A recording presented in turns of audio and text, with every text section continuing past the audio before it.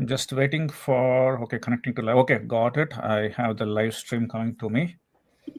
And at 1 o'clock, we can go live on the Facebook group. But Okay, perfect. I So have we're good now. All right.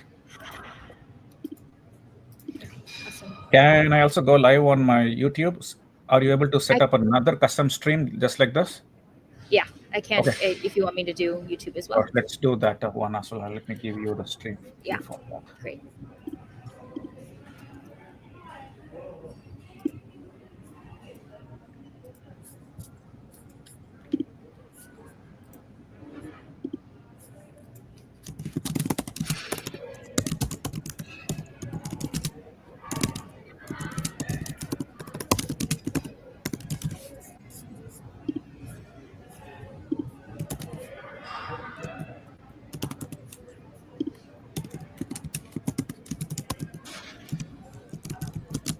Should I text you, Shivani, or email you? Either is fine. Text is great. Okay.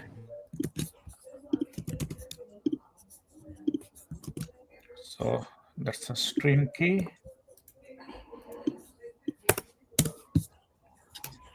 Okay, that's the URL, server URL. No, hold on.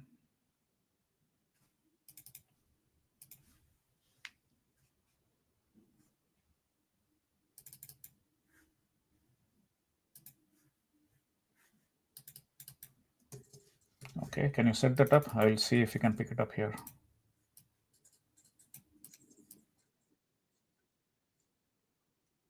Okay, it should be set up.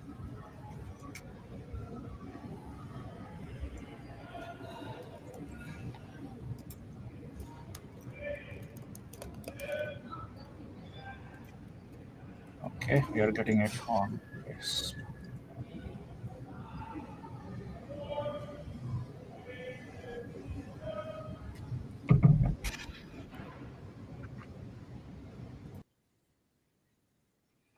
Yeah, actually live on Facebook too. So sorry, YouTube as well. That's good. Hey, so sorry, I didn't catch the last part.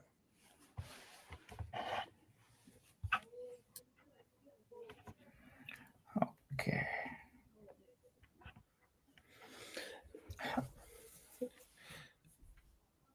Is there anything particular you want me to call out, Raghu?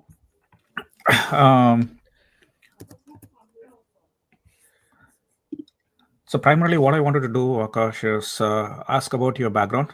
Yeah.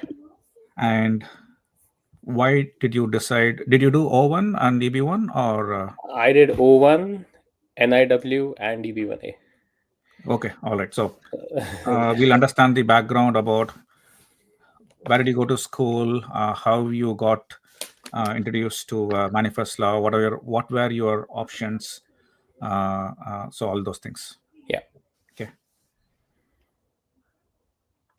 Yeah, I have 10 more minutes, so others will come in. Yeah.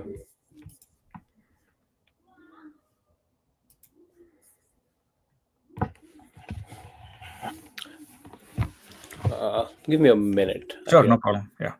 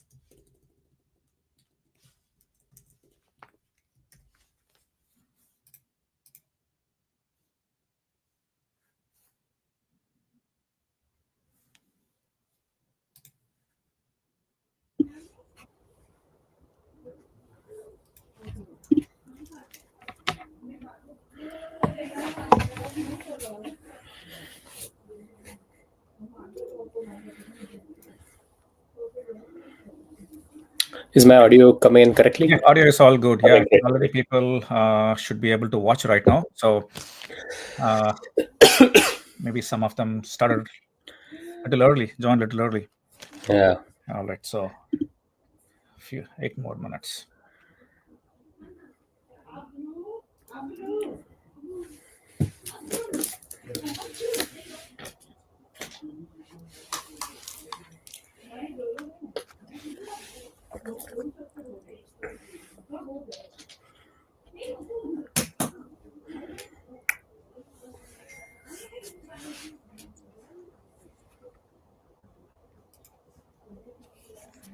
It's always good to start a little bit early, have all the setup, have it up and running.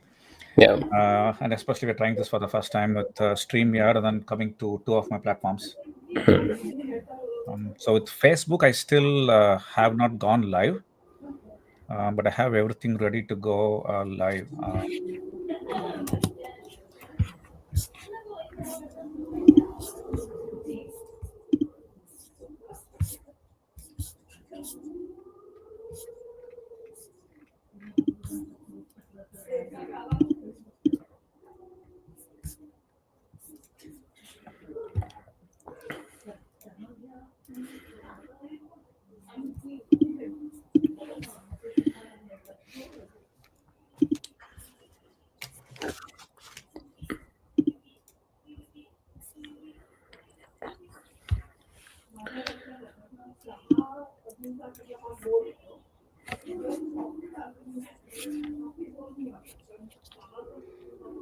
What's your plan for this weekend, Aakash? It's my son's 4-month birthday. So Oh. after this, I'll go cut the cake. Okay, fantastic. First kid? Yes. Okay, awesome. Yeah. You? We have a Diwali party. Nice. About 20 people are coming. So I'm going to quickly finish this one, and then we got a lot of cooking work to do. I need to go help my wife. So we had one on Friday, one yesterday, and the third one today. So typically for Diwali with us, the week before and week after, it's always going to be a get together of some sorts. Nice. So we are hosting all the 3 events this weekend in our home. Nice. Very cool. And have you done one of these with Manifest before, or is it the first time, or like You are the 4th. 4th? Okay, nice. Yeah. So I've spoken with Nicole twice. Yeah. And I've spoken with another attorney, the former USCIS officer. Right. So I've spoken with him. I did interviews for O1 and H1B layoffs. And then we did one for the 100K fees news as soon as it came out. Yeah. So next week, I'm talking to Nicole again, Okay. specifically for EB-1. I did an O1 interview with her, frequently asked questions for O1 about 2 weeks back. And then after I talk to you, I'm going to talk to Nicole next Thursday. Nice. Another hour-long session. Yeah. So, but I have done webinars like you, somebody like you who has gone through O1 or other visa challenges or unique experiences, hundreds of them. Nice. Yeah. So lots of interviews are there. Even when I posted this webinar request on my group, somebody said, Raghu, even I got my EB-1 approved. I want to share my experience as well. Nice. So probably I'll bring them on a little later. I'm not sure if they were with Manifest. Maybe they got it through some other firm, but mostly that kind of interviews I tend to do it not publicly. We have a private Facebook group. I see. I have a paid membership program. So I tend to do within the platform. Okay.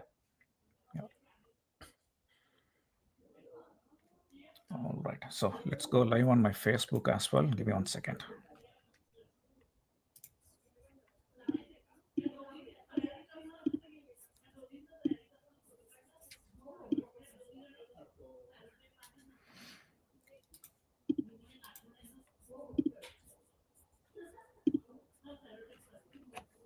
Okay, so now we are live both on Facebook and YouTube. It's just that Facebook, it starts from now. YouTube, the stream started 8 minutes ago.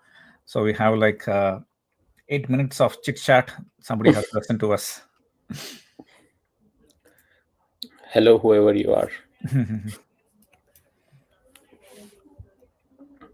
For folks, if you are watching us live here in StreamYard, please post in the comments. You can ask questions. Anything that you wanted to ask Aakash, please you can post it on the comment. We are happy to take your questions.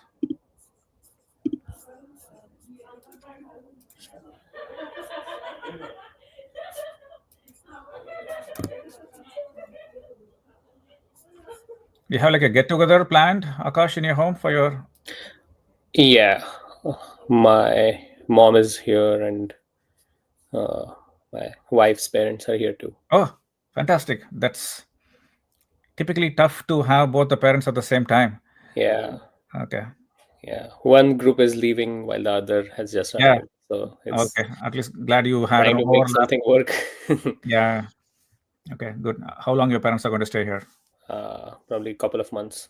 Couple of months. Okay. All right.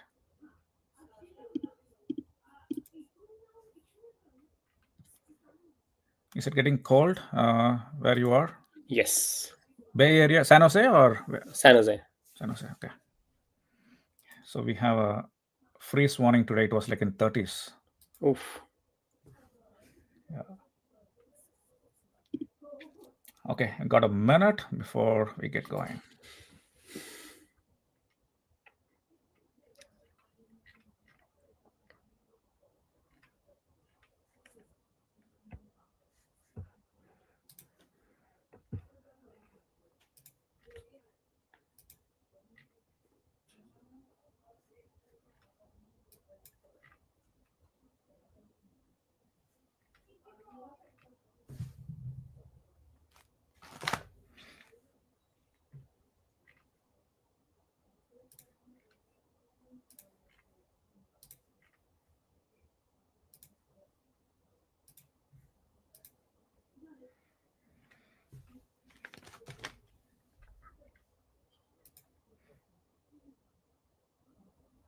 Okay, Akash, I think we can get started, Akash. All right. Awesome. Hello, everyone. Welcome to another live webinar. You might be watching in StreamYard with us, or you could be in the Facebook group, or you could be in YouTube, or you could be watching us sometimes later in the future. So today is October 26th, Sunday, 2025. I have Aakash with me today. He's going to be my guest. I'm going to be talking to Aakash about his O1 visa journey and EB-1. This webinar is sponsored by Manifest Law, and Aakash was one of their clients. When I started working with Manifest, I actually wanted one of their clients to come and talk to me so that we can get to know the process, not just hear from an attorney point of view, but also hear from somebody who has gone through the process with them. Hi, Akash. Welcome, and thanks for doing this. Hey, Raghu. Thank you so much for having me. No problem. Tell me, where are you located, Akash? Yeah, I'm in San Jose. Been here for the past 7 years now. Okay, fantastic. What got you to San Jose? Was that the first place where you came here to the US, or did a journey take you to San Jose? Yeah, I mean, I've been in the US for 7 years, and for all those 7 years, I've been in San Jose. So, and even within a 5 mile radius of San Jose, personally as well as professionally. So, I came to the US to do my master's in software engineering from San Jose State. And when I was at San Jose State, I did a bunch of internships at PayPal as a software engineer and at Zoom, the video communications company, as a product manager. And I ended up working full time at both places. And both places are in downtown San Jose. I currently work at Zoom as a product lead, working on the core meetings product, collaboration, growth, and adoption. So, yeah, I think that's just a quick overview. Sure, got it. So, where are you from back home originally? Yeah, I'm from Pune in India. Okay. Yeah. And what schools did you get accepted into, and then why did you end up in San Jose State? Yeah. I got accepted into ASU, Northeastern, and San Jose State, and San Diego State. So I think San Jose State stood out because of their program, the location, the optionality, and I had a bunch of friends go there and heard good reviews about it. Okay. So, how was your journey in San Jose State as a student? Very difficult. The toughest 2 years of my life, but also the best decision I ever made in hindsight, Mhm. and good that I didn't go to any of those schools. And the location of San Jose State, coupled with a tough semester work, the curriculum really helped me to kind of make many decisions which affect me right now. Okay. So, we will get to your O1 visa and EB1 visa, how you found Manifest Law and how they helped you in a bit. Uh-huh. But let's set the context for how you got there. So, you mentioned it's difficult. In what way? Why do you say it was difficult being in San Jose State? Yeah, I mean it. I think when at least when I went there, it was really known for its tough classes. And as an enthusiastic international student, I said, let's take all the tough classes. So I kind of bit more off than I could chew, and the work just seemed never ending. And plus, when you're an international student, you also have to look for internships, full time roles. So all of that was extremely demanding but also very rewarding in many scenarios. Where you are in the heart of Silicon Valley, you see all these company headquarters around you, so it's also natural to feel motivated to push yourself and work hard in that case. Okay. And actually, by going to San Jose State, got me to my internships, my roles, and ultimately the EB1 in a very weird way. Okay. All right. Generally, what I have seen, Akash, students tend to struggle on the first semester. Coming from India, there is going to be a learning curve, an adjustment curve to the new education system, the methodology of how you have to do your homework, and everything is different. Did that contribute for you to say it was the challenging part 2 years, or it was just the academic environment was challenging? Yeah, that's a good question. I think it's a two-parter. I think the second semester is the hardest for most people because the first semester is just spent coasting sometimes, or like doing very little work, and then it catches up to you like, hey, I need to maintain a 3.0 GPA. So the first semester is just spent adjusting, kind of roaming around, having fun, and the second semester is when reality hits you that I really need to find an internship by the end of this semester. So everyone is in that grind mode in that scenario. But it was also the coursework and just being in a new place, new ways of working, new study environment, working with many groups of people who come from all over the world, that also adds to the challenge. Okay, got it. So you got internship in PayPal while you were in San Jose State. That's right. Okay, and then that converted into your full time during your OPT. Yes, that's right. Okay, and how did how did you go from there to today? Yeah, that's a good question. So when I was interning at PayPal, I was working there as a software engineer. So it was a regular software engineering internship, but I think in the week 4 of my internship, I really didn't feel that I was enjoying the work at all. So I also asked, like, can I work on something else? And PayPal internship was super flexible. They have a great program, so I got to work on something else entirely, but I still didn't like it. So I talked with a bunch of people, I networked in PayPal, spoke to many senior leaders there, and then found out about product management as a career option in that scenario. So what I understood about product management was it was more around like a multi-dimensional role where you talk to like product design engineering. So when I was at PayPal, I also started exploring this whole idea of product management, but still also continuing to work on my software engineering internship. My internship converted to a full-time role, which meant a year later I had to join back as a software engineer. Mhm. But I since was interested in product management. After the internship ended, technically I could do nothing and still join as a full-time software engineer at PayPal. But I kept looking for PM internships, and doing so 3 days before I was going to visit my parents back home, I got an offer from Zoom to be a product management intern. So I canceled my trip, did that internship for 6 months up until my graduation. That was also during the onset of COVID. So it was a very interesting internship to see Zoom's growth during that time. But unfortunately, my Zoom internship did not get converted immediately to a full-time role. So I ended up joining PayPal again as a software engineer.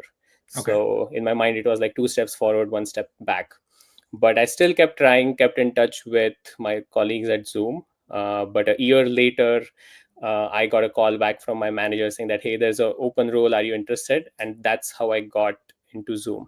Okay. How the visa story plays here is when So I was I'll come to that in a bit. Let's hold Okay. on to the visa. So you are doing intern on PayPal, then you got another intern in Zoom, That's right. and then after graduation, you went back to PayPal for full time.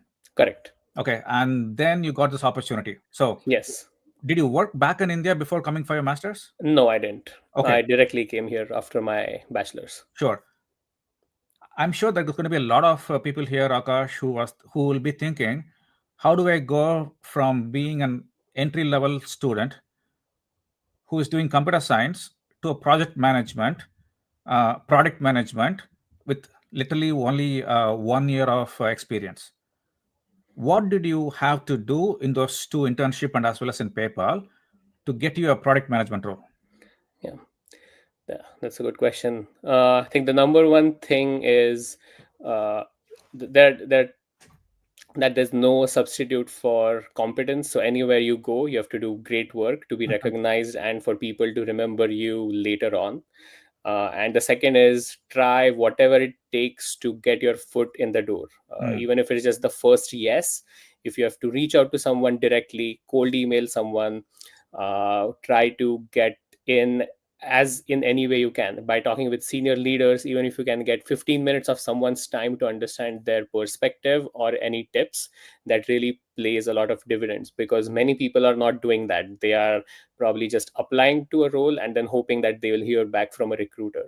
But with internships, especially PM internships becoming so competitive, it's really important to stand out in one way or the other, and that could be anyhow. Okay.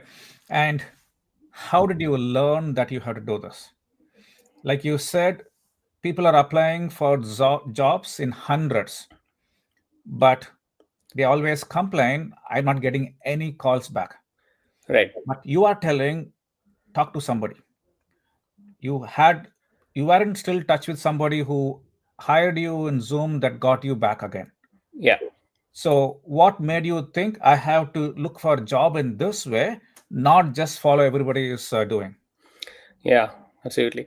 So this started when I was looking for my first internship, like which ended up at PayPal. I was just applying to roles, customizing my resume a bit, and then just praying that something happens. And while preparing for interviews, but I wasn't getting a single interview. I tried referrals, reaching out to previous like people who were working in the industry who were students at San Jose State, but nothing was working. And ultimately, it was just out of frustration at that point, where I was just looking at creative ways of doing something. So I just tried at, hey, what's the worst that can happen if I reach out to someone directly via email? Number one, it's free. As a student, as an international student, cost is number, so it's free to reach out. The upside is limitless, where you get a reply. But the downside is there's no downside, because the worst is they'll ignore you, or the even worse is they'll say it's inappropriate to reach out, and then they'll block you or forget you. But that's about it. And they'll probably forget you in best case. But yeah, the upside is huge. So I just started cold emailing.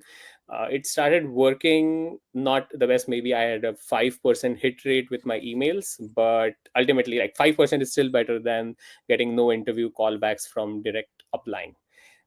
So I think that's what worked for me during PayPal, and that's the same thing that worked for me during Zoom. I just in-mailed on LinkedIn to the chief product officer that, hey, I'm interested in an internship at 11 p.m. and I heard back at like I think 1 a.m. or so.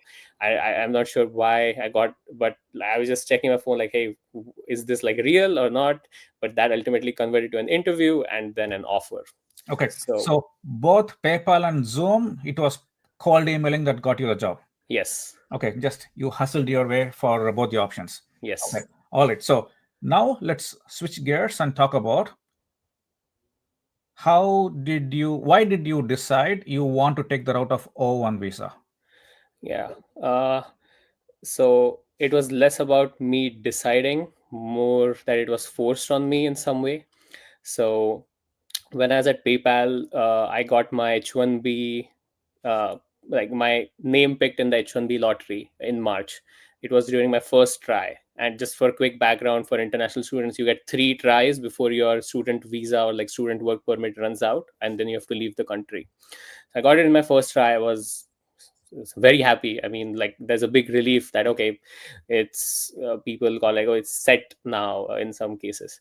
But 3 weeks after I got that, I got the email from my Zoom manager that hey, there's a role. Are you interested?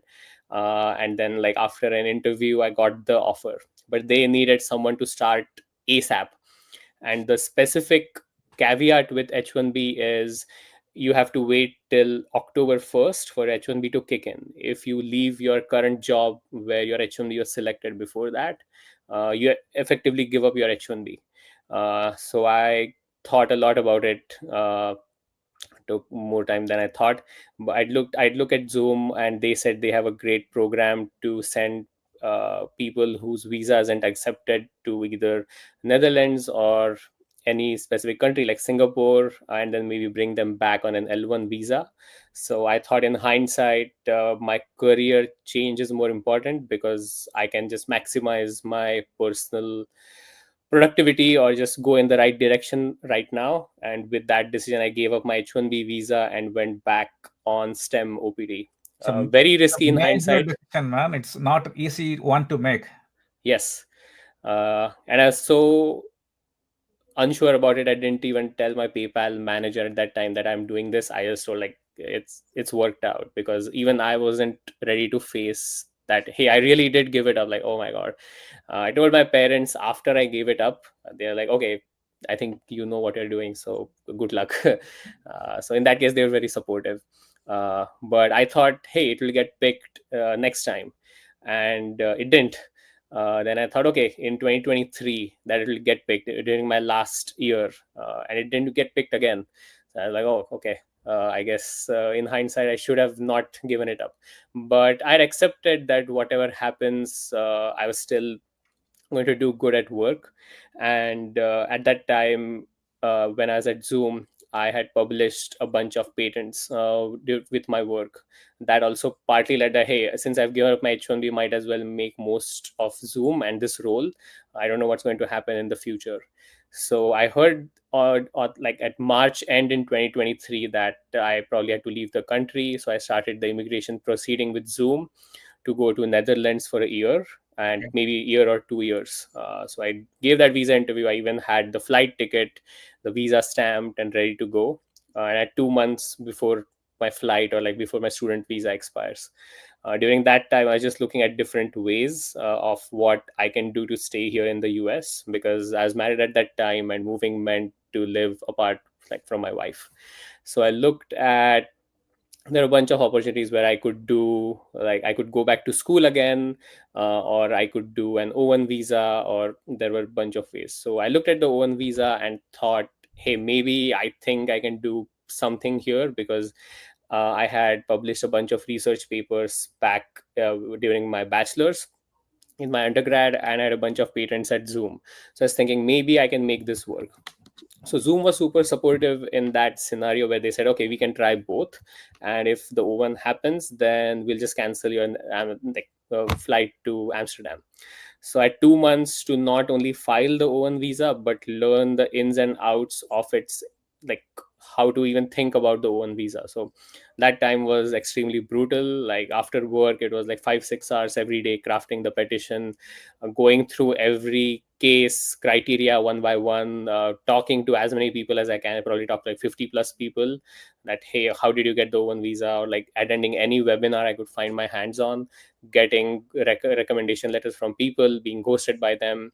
But ultimately, I think probably 4 days before my flight, my O1 visa got approved. And the thing with O1 is it's not tied to a specific date. If you get your O1 visa approved tomorrow, you can move to the US the day after.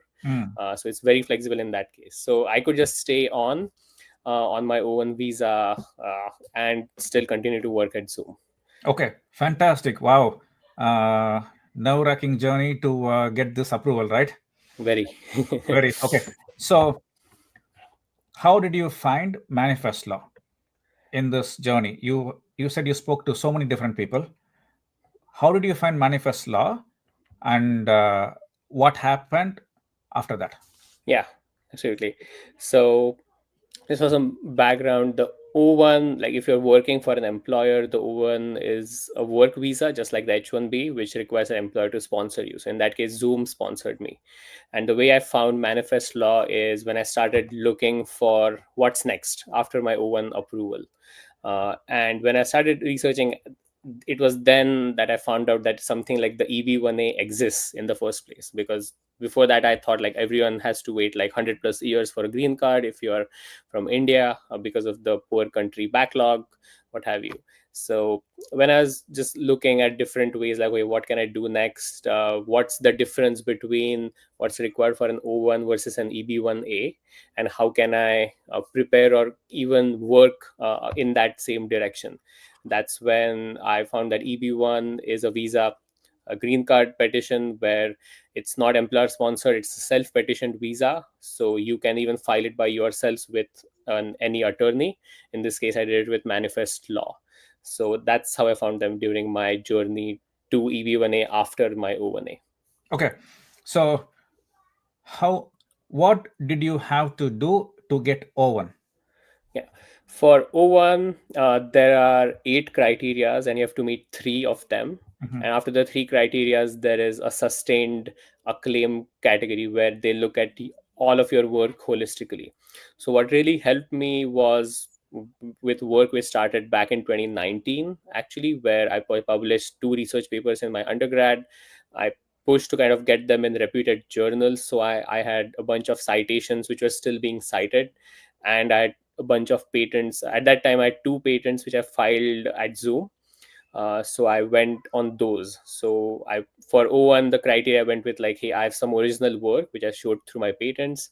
I have scholarly articles, which I had research papers with impact.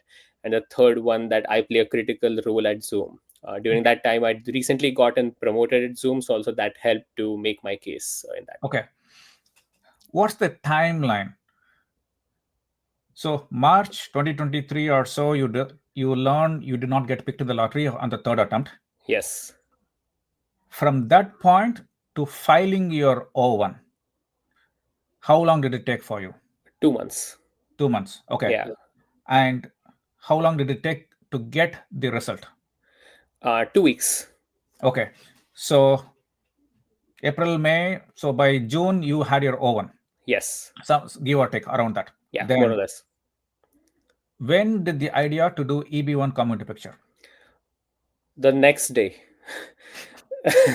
Because I immediately started looking, okay, what's next? Because it was also like, okay, O1 was a tough nut to crack.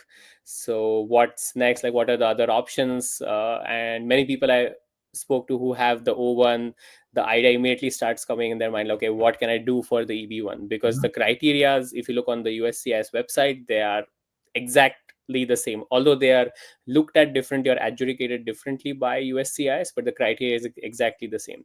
So the idea to do EB1A came immediately, but I started work on that, I think 4 months later or so. Okay. So what role did manifest law play with your EB1 application? Yeah. Manifest played the entire from strategizing how to approach my profile with an EB1A, which criteria to select. And I had gotten an RFE during that time. So even dealing or kind of writing an extremely strong RFE letter, writing the letters of recommendation from all the people that I wanted to get letters from. So they played like a really comprehensive role in that end to end. And I think the number one role that they played was helping me select the criteria, because every criteria needs to be strong enough to stand on its own. and the assumptions that I had in my mind or the data that I gave them. We had a really constructive conversation where they said that, okay, we don't think this will work as a criteria, but it would work in the final merits to show your comprehensive profile. And Okay. ultimately, those bets worked, and I got approved. Okay. So could you walk me through the process of working with Manifest Law? Yeah, I know. So this event is sponsored by Manifest because they want to show to the audience in Happy Schools that they are able to support somebody like you. And yeah, that's the reason why I want one of their successful clients to come and talk to me, because that's the difference between just I'm talking to their attorney who is telling I can do your O1 or EB1 versus talking to somebody like you who have gone through the process. Okay. absolutely. So if you can walk me through what was the initial call like, what happened after that, Yeah. and how was the strategy put in place? So like paint a picture like as if you're just going through for the first time for somebody who is thinking about O1 or EB1 to work with Manifest. Yeah, absolutely. I think before that, the first thing when you plan to apply for EB-1A, the number one thing is which attorney do I go with? That's the number one consideration. I looked at probably 20 different attorneys, talked to a few, talked with many friends, and Manifest Law kept coming up in conversations. And like from everything from the service that they provided, their website was very comprehensive where I could see, okay, which plan I can go with depending on my comfort level. Their attorneys have all their details on their website, like how many cases they have handled, their number of years of experience, so that really helped bolster confidence in it as a whole. So one of my friends helped me connect to Nicole, who's a principal attorney at Manifest, and then I had an initial consultation call with her. Before the call, I prepped everything I have so far: visa status, accomplishments, just a quick rundown on my profile. And in that initial consultation call, we went through what I want to do, what are the criterias, why EB-1A, and then how it can be positioned. The call went the call was very productive for me because since I had an O1, I had a high level overview of how it works. But for EB-1A, it was entirely different. Like, and many assumptions that I had were wrong. And like, thanks to the attorney, it kind of really helped clear many doubts and And you did pitfalls. self-sponsor of EB1? Yes, that's right. Okay. Okay. Self-sponsor, not through any employer, which Okay. is a good way to go because then you're not dependent on any employment or any employer for your I-140. Okay. Got it. Yeah. So initially, it started with the consultation call, and my confidence level in Manifest increased after that initial call. So I decided to go with them. And the process was very smooth. I worked with two attorneys, one who took and reviewed my case, and the second one was who I had daily communications with on the specifics of my petition. And good thing about Manifest was they really started from just like first principles thinking on like what are the strongest criterias you have, what are the unique edges that you have. And one of the my favorite things was the documentation or the templates that they provided me to fill out my information. So you as a individual or a petitioner can help your attorney, or in this case, like I could help Manifest best by presenting my case in a structured way, that these are my strengths, weaknesses, and these are the aspects of my profile which are unique to me.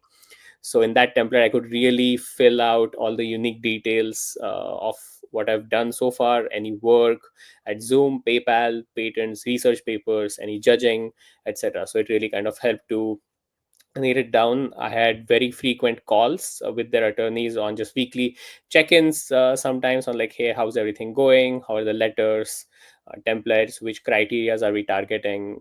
So it really worked in that way. Okay. How long did it take after you decided I want to do EB1 to file your application? Yeah, that's a good question. It took me a year and a half. Uh, Wow. Partly because of two reasons. One, I spent some time strengthening my work, kind of doing more work. Like I reviewed a bunch of papers, conferences, as well as competitions. I had that in flight. And before talking with Manifest Law, I tried to work with my company's lawyer for my EB-1A, but they messed up my petition in a very bad way. So that it took me 6 months to kind of recover from it. It was so bad that I had to withdraw my initial application. So uh, and I've heard similar experiences from other people. So if you're trying to apply for an EB-1A with your company, just a heads up, majority of the experiences are not so ideal. And self-petitioning is the best. Then you have complete control over your profile and how you can position yourself. So that's how I then approached Manifest. And once I kind of got together with Manifest, it was smooth sailing from then. Okay. After your application, after a year and a half of prep, getting application withdrawn, from application to where are you today? Did you get it approved, or where is the status? Yeah, I got it approved 2 months ago. Okay, fantastic. Yeah. What was the wait time like? About 2 years?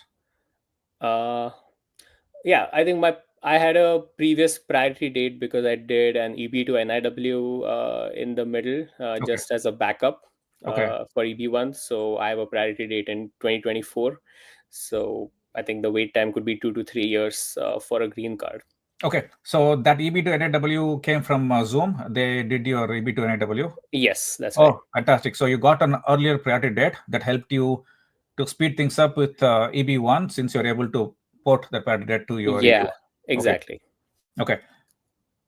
For anyone who is thinking of O1, or first let's talk about thinking of O1. You are pushed against the wall. You didn't have another choice. Then you went looking for what options do I have. Yeah.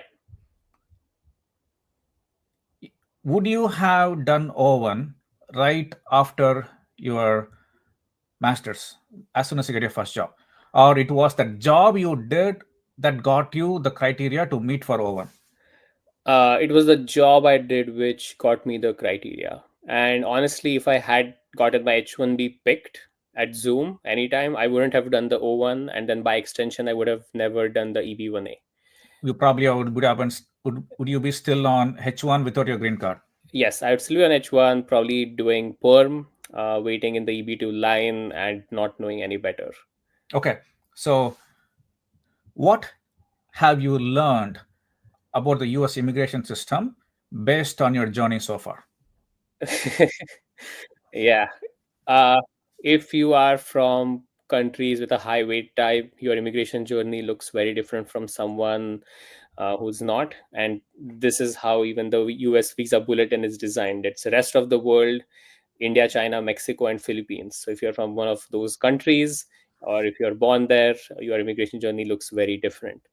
And sometimes you just have to play the cards you have been dealt and just do whatever it takes. In this case, I think for many Indians, doing the EB-1A, EB-1B, or EB-1C in many cases is the best and the fastest option to do it. And then doing it with an external attorney is another way to ensure that you have complete control on your immigration journey and not any employer, because an employer is already controlling your work status with your work visa, like an H1B, L1, or O1.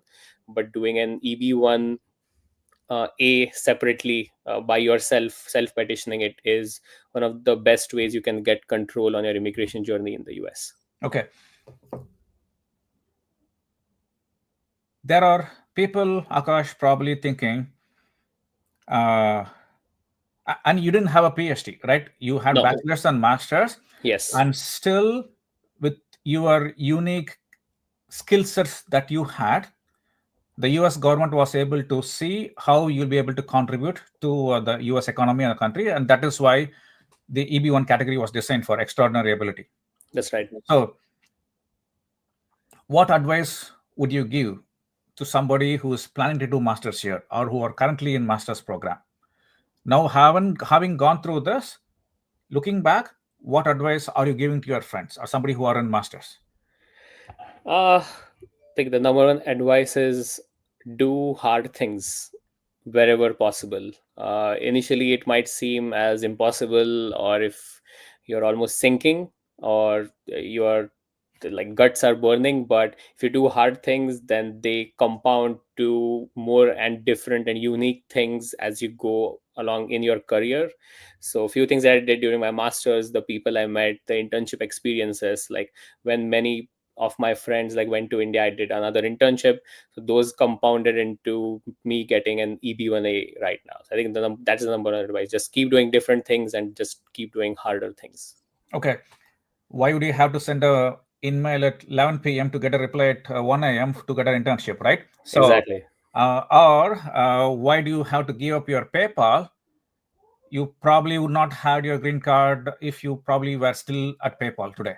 No, definitely not. Yeah. So, like you said, do hard things. Any other message you wanted to share with us before we wrap up this interview?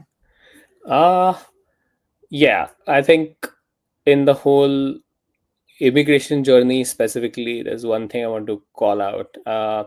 Initially, when you read things on like approval, you think it's possible for me, or even you might self reject yourself in many cases that, hey, I just have a master's, or I don't have a PhD, I don't have research papers. Even you might hear me and say that, oh, I don't have patents or research papers, so I can't do an EB-1A. But that's probably not true. And that's why kind of even going with a specific attorney and talking to them about your case really makes sense, because there are so many different industry profiles like product manager, data scientist, data engineer, uh, engineering manager, or what have you, like program manager even. And I know many of those roles who have gotten approved for the EB-1A. I think that's the number one thing which helped me with my initial consultation call, where I think Manifest had done EB-1As for PMs or even people in the industry and not just research folks. There are other attorneys out there who are only research focused, but with Manifest, they could see where the unique PM traits could be applied for the EB-1A and then for any role by extension. So I think when you're in the US, to take control of your journey, just talk with a great attorney and just don't make assumptions in your mind, because the law is extremely convoluted. So you need an expert in many cases. Okay. So don't self-eliminate yourself by assuming that you will not qualify for O1 or EB1 based on what you are reading or hearing about it from your friends or online. Exactly. Always good to get an expert opinion. Okay. All right. So if for those who are watching, please reach out to Manifest Law and evaluate your profile to see if you are able to meet any of the criteria to move things along. As you can hear from Akash's story, he took a leap of faith by giving up his H-1B visa and giving up his job to come to Zoom. And then today he has his green card because of some decisions that not many people might have taken. I'm not sure how many would have given up their H-1B to go to a company and then not end up getting H-1B for 2 years. So that is fantastic. All right. Anything else, Akash? Any other messages you wanted to convey? Yeah, I think just extending on the last part, everyone has their own individual journey in the US. So you have to not only take those decisions, but live with them. But if you get help from others in aspects that you don't know anything about, it makes the whole experience even better. And even in my case, I could have never done it alone. And especially like in the last part during my EB-1 RFE, I was extremely dejected, or like, hey, what's going on, I am not sure how it will happen. But at the last point, like Manifest came with an extremely strong RFE which gave me confidence to and like for an approval. So with ups and downs, you just have to keep going. Okay. All right. Sounds good. Thanks for your advice, Akash. And I wish you all the best in days ahead and your career. And please reach out to me if in case you need any help as you're navigating your you have a new kid and then any other challenges life is going to throw at you. Yeah, absolutely, Raghu. Thank you for having me. All right. And for folks watching, if they want to connect with me, please reach out on LinkedIn or through Raghu anyhow. All right. Yeah. Thank you, everyone. Bye bye. Thank you. Trying to see.